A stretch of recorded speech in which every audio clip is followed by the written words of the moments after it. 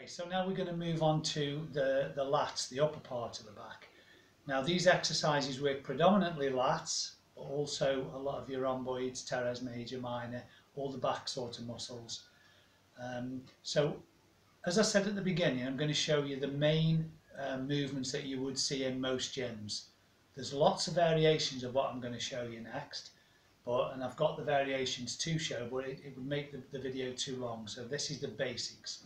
So we're going to start with a lat pull down. I'm sure if you've been to gyms, you've seen a lat pull down. So you start by, you'll have a bar similar to this one. Okay, so when you sit, you need to tuck your knees underneath. You'll have pads in the gym. I improvise with this, but you will have pads in the gym that you can tuck your knees under to stabilise you. Now what you're looking to do is sit upright and then just go back slightly, just a couple of degrees. Now when you pull this, you're looking to squeeze your lats at the bottom. So when you come down smoothly like that, you squeeze the lats, okay, and then control back up. Squeeze and control back up. What you will see people doing, and I don't know why because it doesn't do anything, is just going like that. That's doing absolutely nothing.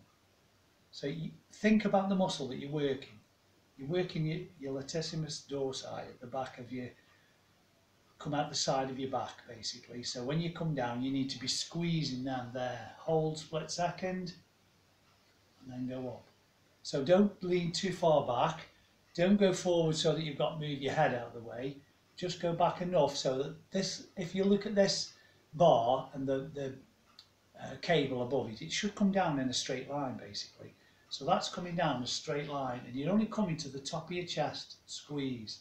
You don't need to be going any lower, because you'll find some people, as I said, they'll come down, they're doing all this business, and that's doing absolutely nothing. Because unless you get your elbows coming back, you're not squeezing your lats, so you're not working them. So that's what you need to be doing. Okay, so just for confirmation then, these are your lats there.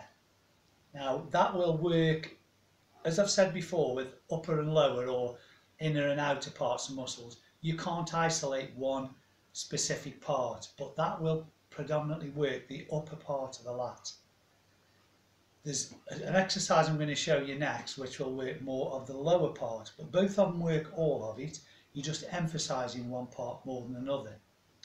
So when you're spreading your lats like that, they should spread out. They should come out. So that's what you're looking to build, because that gives you a lot of back strength. So now I'm going to move on to the seated row, which is another rowing type movement which works the lower part of the lats. Okay, so now we move on to the seated row. Again, as I said earlier, that works the bottom part of the lats. What you'll find, I improvise here once again, because I haven't got the ideal equipment, but there's always ways around things. So in gyms you'll sit on a raised seat, and you'll have a couple of foot plates there, and then you'll have an apparatus similar to this. So what I do is I put a bar there to rest my feet on to use as stabilisers, sit on a pad. From there you're sitting upright, lower back tucked in always, as I said earlier with the deadlifts, lower back must always be tucked in. Then from there we're pulling, squeeze. So as you pull, you're pushing your chest out, so you're coming like that. That way, as you push your chest out and pull the bar, you can actually get your lats to squeeze. So don't get all this business. Keep yourself upright, chest out, pull, squeeze. So that's the stretch bit, squeeze. That's the stretch bit, squeeze. With all these exercises, leave your ego at the door. I could probably triple, quadruple that weight if I wanted, heave it up. But if you want to work the muscle properly, go with the weight that you can get your, this one again, I'd use the 8 to 12 reps. You get your 12 reps and then gradually move the weight up 1, 2, 2.5 kilos at a time. There's no rush, it just takes time, but you've got to be consistent and persevere with it. So that's your seated row. There's variations of this. There's a straight bar where you can use underhand grip, overhand grip, you can use a neutral bar which brings it like that, or you can just use a wide grip, brings it like that. You can use a half grip bar which is from there. I've got all those attachments there which maybe another time we'll go through, but for now you just need the basics to get you started and get you on your way. So now I'm going to show you the difficult one, which is the pull-ups. Okay, so now we come to the very difficult one, which is the pull-up. Now you will see assisted pull-ups in gyms, which is a great idea if you can't do any at all, to build up the strength in your lats and shoulders so that you can get to the point where you can start to do them with body weight. So what I'm going to show you now is I'm going to show you how you'll see most people do them, and I'm going to give you a little tip on how to get more reps than you can do now. So if you can, the way I'm going to show you now what you'll see most people do in the gym, you might only get 2, 3, 4. I'll almost guarantee you if you put this tip into activated, then what I'm going to show you, then you will do at least 1, 2, 3 more. Okay, so what you normally see is when people do a pull-up, right, what they'll do is they'll stand there, they'll tuck the legs up like that, and then they'll pull like that. Now, that is, having your legs like that is what they call muscle leakage. So basically your lower body is limp, so you're pulling a dead weight. Try this. If you set yourself up again, to make sure I do these right, I always have a bar there. Now you want your feet slightly forward of your body, and when you get them slightly forward, what you're going to do, point your toes out, tense your calves, squeeze your glutes and hamstrings together, okay, because your upper body's already tight, so tighten your lower body, pull. And you'll do more reps than you're doing now, because you've got no muscle leakage. What you've got is everything from toe to your head is tight. Now every time you do a pull-up, your upper body's tight anyway because you're holding, hanging and pulling. But this part is limp. So try this.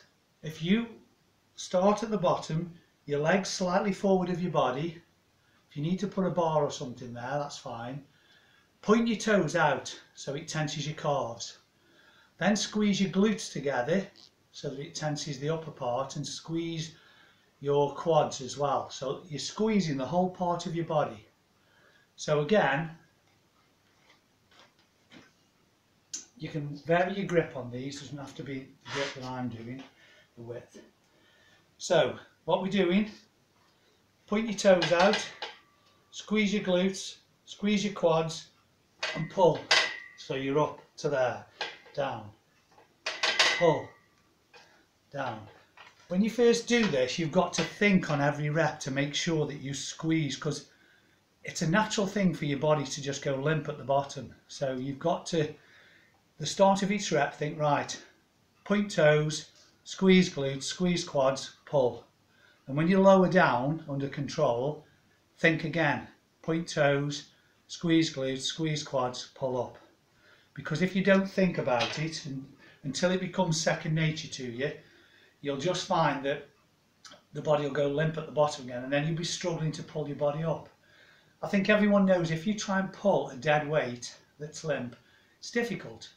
If you tense everything, then what you'll find is there's no muscle leakage, as they call it there. Everything's tense and it's much easier to pull your body weight up, much easier. So I'm just going to show you one last tip now, and then we'll move on to the next part, which is things for people to do at home if they can't get to gyms, they're intimidated or they're beginners. I've got a few exercises to show you that you can do at home to sort of build your confidence and start to get into the routine of doing things properly. Okay, so what I'm going to show you now, if your gym hasn't got an assisted pull-up machine, get yourself some of these Raze bands, they're called, R-A-Z-E. They're only a few pounds, you can buy them. The thicker they are and the wider they are, the more assistance you get with them. And you can use them for dozens and dozens of different exercises, which I'll probably go through in another video. But for these, I use the thickest one, which gives you the more assistance. So if I do a set using my own body weight, as soon as I fatigue, I'll jump onto this and do as many as I can, just really to fatigue the lats completely. So what you're doing with this, you're going to put this under your foot, like so. Get both feet in. Now you can carry these in your gym bag and take them to the gym. They actually help you to pull up. So you keep your body all tight again, pull up, down, pull up, down. So again, it's stretch, squeeze, stretch, squeeze. Once you find you're proficient with that thickness of band, then you use a lighter band, which the next one down is a purple one, which is about half that, and then a red one, which is about a third of that. They give you less resistance. So as you get more proficient and stronger at doing these, you lower the band until the point comes where you can do them with just your body weight and you don't need any assistance. That's just in case your gym hasn't got an assisting pull-up, which I know a lot of the commercial gyms have, but yours may not have. It depends what sort of gym you use.